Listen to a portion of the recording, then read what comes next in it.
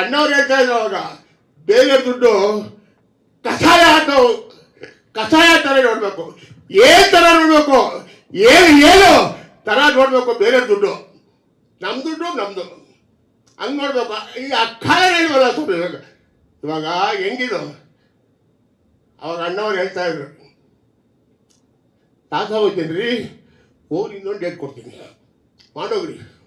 ನಿಮಗೆಲ್ಲ ಗೊತ್ತೇ ವಿಚಾರ. ಇವಾಗ ಯಾಕೆ ಸ್ವಾಮಿ ಇದ್ದಾರೆ ಆ ಥರ? ತಾಸ ಹೋಯ್ತಾ ನಾಸ್ತಾ ಆಗೋದು ಅವನು, ಅವನು ಅನ್ನ ತೋರಿಗೆ ನಾಸ್ತಾ ಆಗೋದು ಅವನು ಅಂತಾರೆ. ಯಾಕ ಉಳಿತಾರ? ಯಾರು ಉಳಿಯಲ್ಲ, ಎಲ್ಲ ಮಣ್ಣಿಗೆ ಹೋಗ್ಬೇಕು. 3 ಅಡಿ 6 ಅಡಿನೇ ದೇವ್ರು ಕೊಟ್ಟಿರೋದು ಮನುಷ್ಯರಿಗೆ, ಅದೆಲ್ಲರೂ ಗೊತ್ತು, ಇಡೀ ಪ್ರಪಂಚಕ್ಕೆ ಗೊತ್ತು. ನಮ್ಮ ಇಂಡಿಯಾ ದೇಶದಲ್ಲಿ ಈ ಭಾರತ ದೇಶ ಬಂದಾಗ 35 ಕೋಟಿ ಜನಸಂಖ್ಯೆ ಇತ್ತು. ಅವತ್ತು ಬರ, ಊಟ ಇರಲಿಲ್ಲ, ಅಲಿತಾ ಇದ್ದೋ ಬೀದಿಗೆ ನಾವು.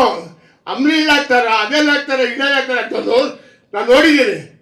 ಇವತ್ತು 145 ಕೋಟಿ ಜನ ಇದ್ದಾರೆ. ಅನ್ನ ಇಟ್ಟಾಡ್ದು ನೋಡೋಲ್ಲ, ಅದು ನಿಮಗೂ ಗೊತ್ತು, ನಮಗೂ ಗೊತ್ತು. ಯಾಕೆ? ಇಲ್ಲಿ ದೇವರು ಭಕ್ತಿ ಇನ್ನೂ ನಮ್ಮ ಇಂಡಿಯಾ ದೇಶ ಉಳ್ಕೊಂಡಿರೋಕ್ಕೆ. ಬೇರೆ ದೇಶದಲ್ಲಿ ಯಾಕೆ ಸ್ವಾಮಿ? ಬೇರೆ ಇಡೀ ಪ್ರಪಂಚ ಸುತ್ತಿದ್ದಾನೆ. ಬೇರೆ ದೇಶದ ಭೂಕಂಪ ಹೆಂಗಾಗುತ್ತೆ, ಅಲೆ ಸಮುದ್ರ ಅಲೆ ಹೆಂಗಾಗುತ್ತೆ. ಅವ್ರಿಗೆ ಭಕ್ತಿ ದೇವರು ಏನೂ ಇಲ್ಲ.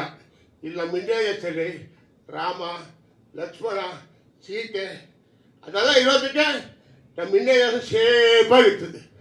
ಯಾಕೆ ಅಂದರೆ ದೇವ್ರನ್ನ ಪೂಜಿಸಬೇಕು, ಆಮೇಲೆ ತಾಯಿ ತಂದೆ ಅವ್ರಿಗೆ ಚೆನ್ನಾಗಿ ನೋಡ್ಕೋಬೇಕು. ಅದಿರೋ ಗಂಟ ಎಲ್ಲ ಚೆನ್ನಾಗಿರುತ್ತೆ. ಏನು ಸ್ವಾಮಿ ಮೋಸ ಇರೋಲ್ಲ? ನಾನು ನೋಡ್ತಾ ಇದ್ದೀನಿ, ಫೋನ್ ಕಟ್ ಮಾಡ್ಬಿಟ್ಟು ಕೇಳಿಸ್ಕೊಳ್ಳಿ, ನಿಮ್ಮಪ್ಪ ಎಂಥವ್ರೆ ದೇವರು.